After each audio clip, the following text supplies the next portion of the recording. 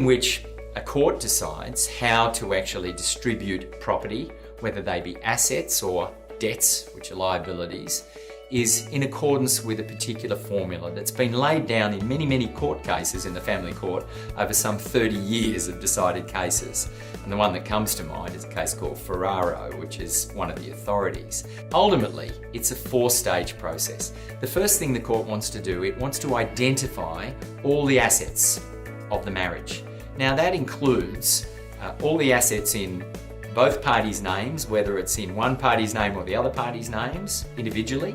It includes the assets that may be held in some other vehicle like a company or a trust. It basically includes anything that either a party has access to or control over for their benefit. So the family court's very powerful in that sense. So that's the first stage, stage number one. Number two, it wants to identify all the liabilities that the parties have either individually or if it's a company or a business, then those liabilities are all taken into account. Things as little as credit card or personal debt is included, everything's included, and that gives you a net asset position. The third thing it wants to do, it wants to take into account any financial resources. And financial resources include things like superannuation, which is included for the purpose of family court property division as an asset for married people.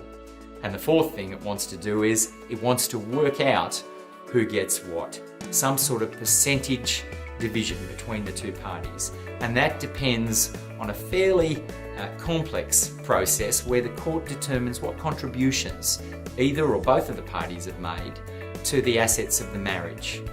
And funny enough, that also includes non-financial contributions. So the contribution that, for instance, a mother and a wife makes in that circumstance without being a financial contribution is considered just as important as a financial contribution that perhaps the husband's making at the same time.